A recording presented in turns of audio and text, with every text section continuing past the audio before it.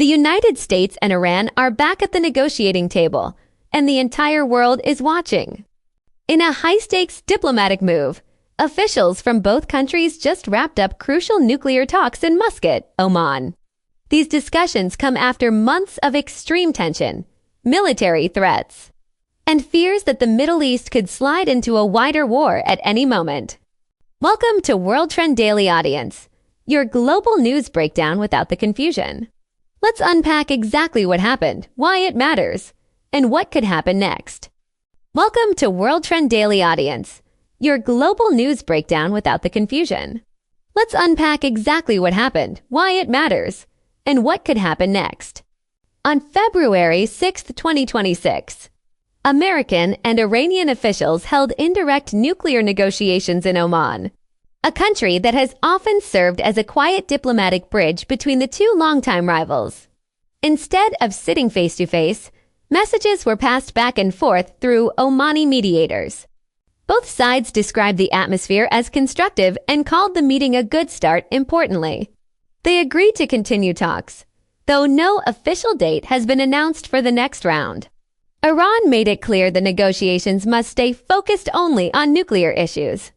The United States, however, signaled it wants discussions to eventually include Iran's missile program and regional military activities, a major disagreement that could complicate progress. This isn't just another routine diplomatic meeting. These talks mark the first serious engagement between Washington and Tehran since last year's military escalations, which included reported strikes and covert operations targeting Iran's nuclear infrastructure. Tensions have been so high that analysts warned the region was closer to open conflict than at any point in years. The core issue remains Iran's nuclear program.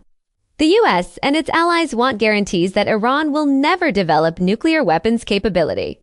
Iran insists its nuclear program is for peaceful energy purposes and demands relief from crushing economic sanctions that have damaged its economy.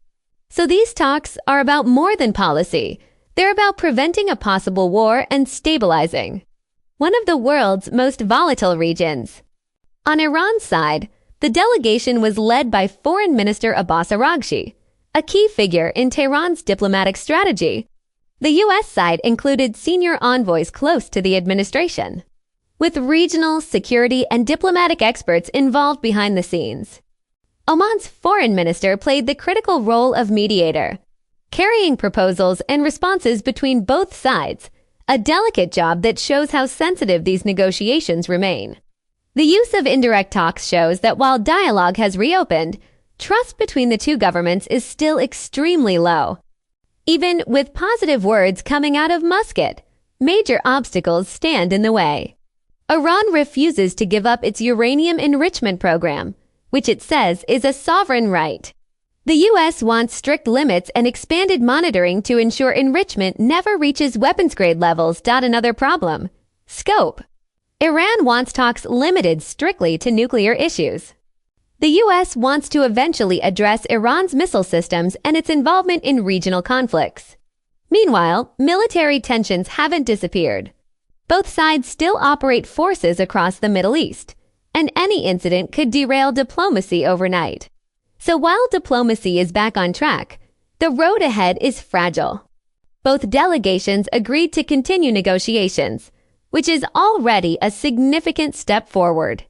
Diplomats now need to decide where the next round will happen and whether talks can shift from indirect to direct engagement. Experts say reaching a full agreement could take months of negotiations, with phased compromises from both sides. If progress continues, we could see reduced sanctions, tighter nuclear inspections, and lower regional tensions. If talks collapse, however, the risk of military confrontation could rise quickly, affecting oil markets, global security, and political stability worldwide.